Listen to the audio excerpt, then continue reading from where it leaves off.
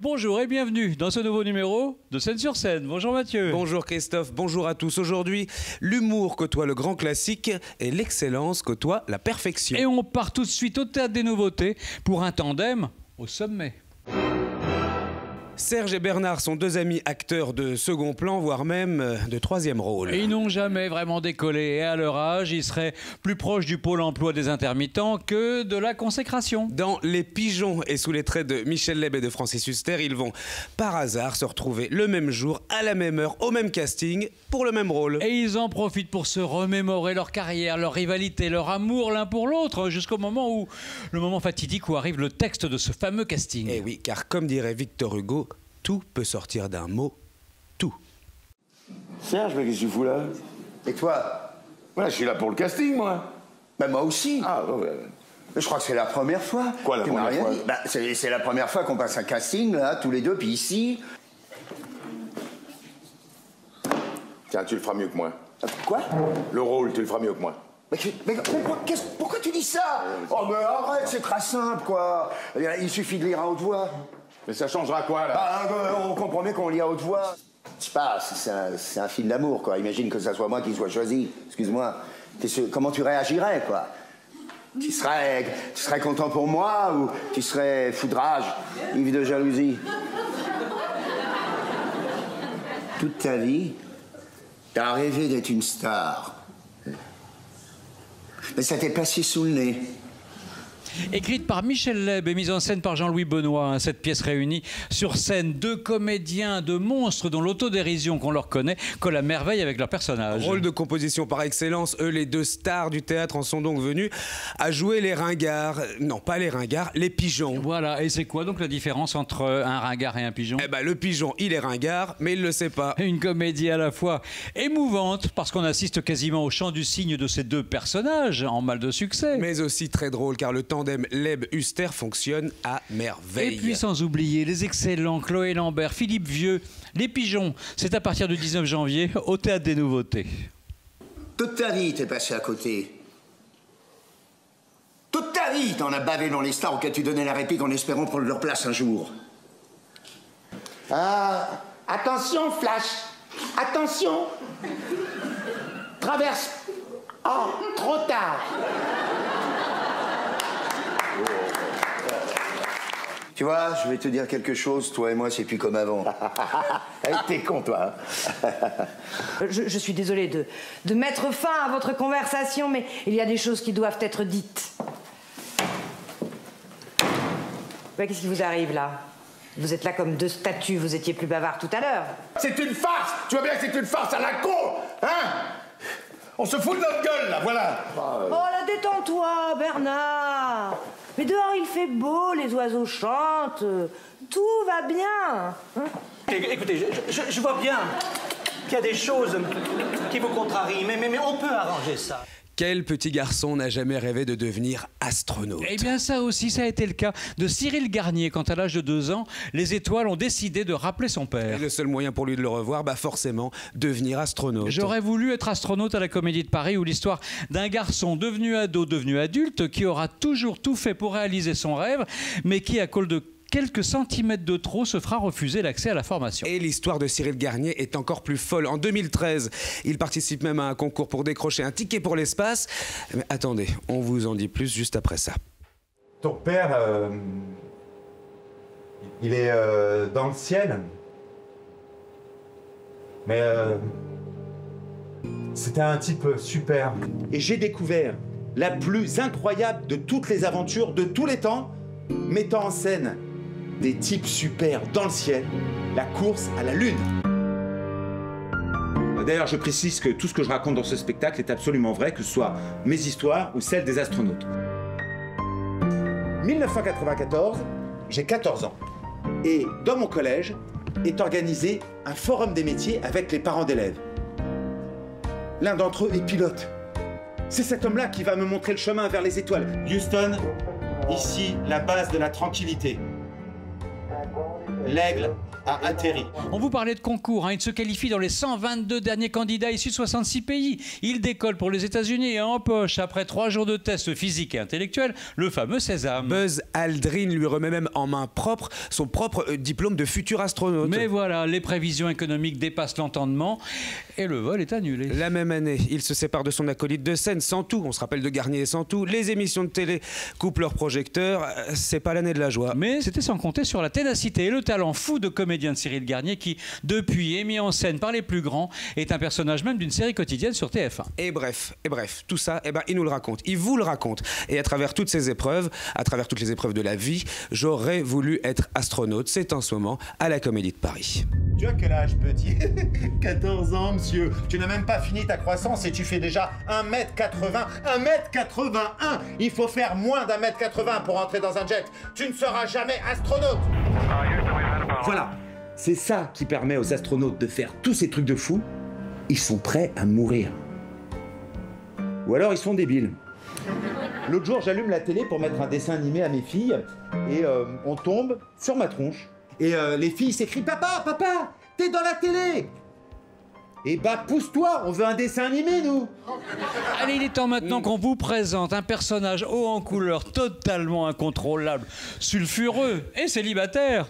C'est Denise. Denise a une bonne quarantaine d'années, n'a toujours pas trouvé chaussure à son pied et elle vous parlera sans doute de Jean-Luc, son ex, à qui elle en veut encore, puisque évidemment pour elle, c'est la femme parfaite. Denise, à la fois crue, légère et touchante, cette bourgeoise spontanée et sans aucun filtre nous fait comprendre qu'il ne vaut mieux pas se trouver dans son viseur. Elle est devenue en quelques mois une sorte d'icône, un personnage imaginé sur le lit d'hôpital de son créateur, Michael Denis. Grâce à elle, il s'est relevé et grâce à lui, elle est tout simplement née. Une date exceptionnelle, le 13 janvier, dans le sublime cabaret La Nouvelle Ève.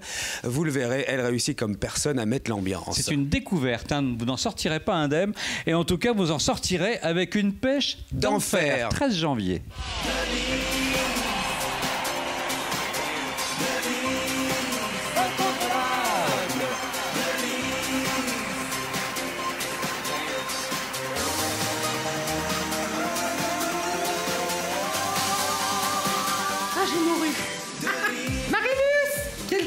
Entre un bistrot et un clitoris. Une peur, hein? 9 mecs sur 10 sont capables de trouver le bistrot. Tu penses qu'il y en a qui sont interdites de casino? Moi, je me suis fait interdite de pharmacie. Ah bah, j'ai pas tout mon fric dedans, hein. Il y en a, ils se font bloquer la carte bleue. Moi, je me suis fait bloquer la carte vitale. Mesdames, si je viens ici tous les jours depuis des années, c'est parce qu'en fait, je suis tombée amoureuse de mon médecin, chef Fabrice. Un petit gynécologue à Parkinson.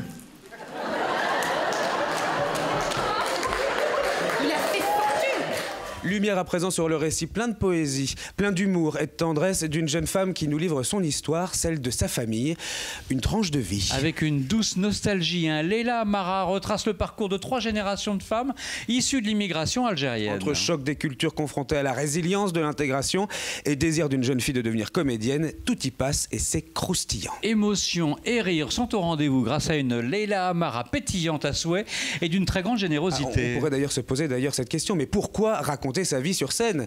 Eh bien, quand elle est aussi riche et aussi savoureuse, on en redemande. Leila Amara dans Indomptable, c'est tous les mardis à 19h30 à la Divine Comédie. Leila Amara, c'est arabe ça non?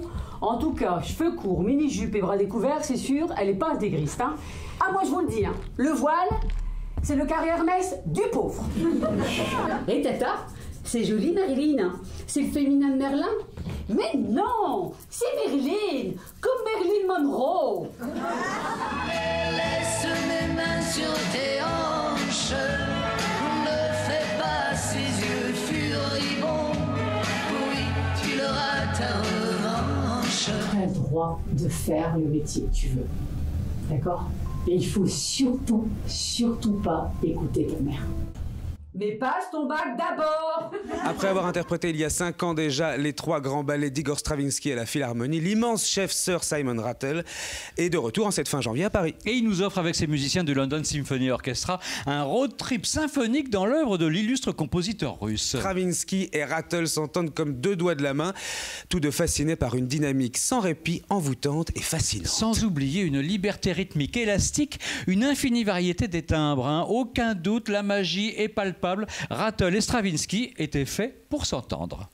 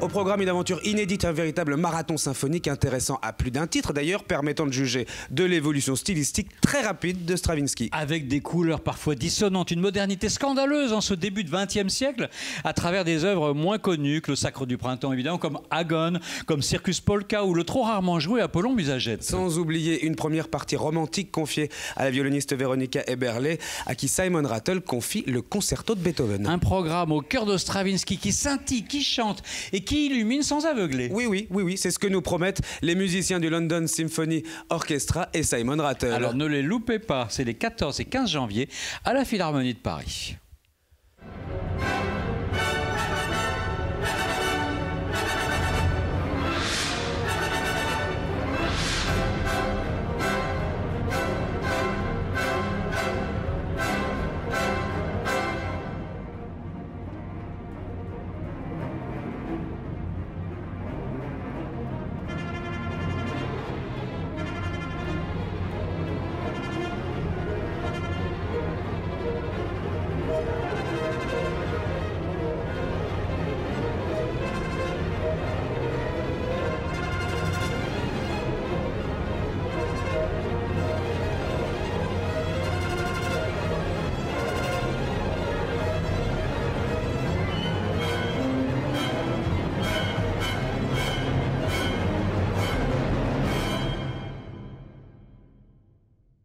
Tristan et Isolde, le chef-d'œuvre de Wagner est de retour à l'Opéra Bastille.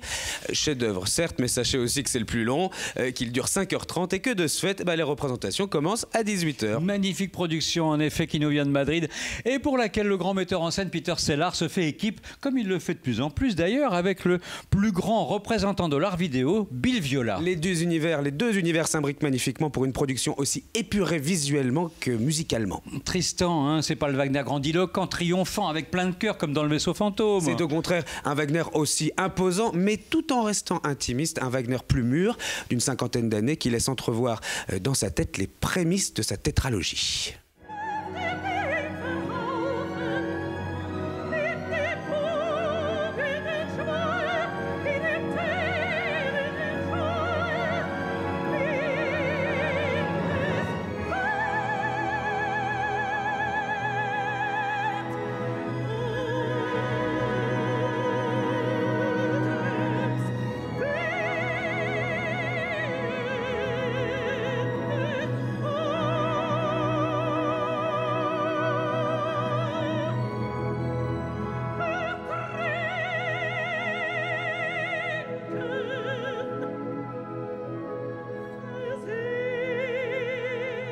Ici, les 4 éléments chers à Wagner, l'eau, l'air, la terre, le feu, sont magistralement mis en espace, tel un monde parallèle. Seul bémol, lorsque l'on est subjugué par la mise en scène, c'est que du coup, on fait moins attention aux chanteurs qui sont par ailleurs formidables. Michael Weinius s'affirme comme l'un des plus grands ténors wagnériens actuels. Marie-Elizabeth Williams, épatante Isolde, et Eric Owens, un impressionnant roi Marc. Sous la direction de Gustavo Dudamel, une distribution digne de Bayreuth, c'est jusqu'au 4 février à l'Opéra Bastille.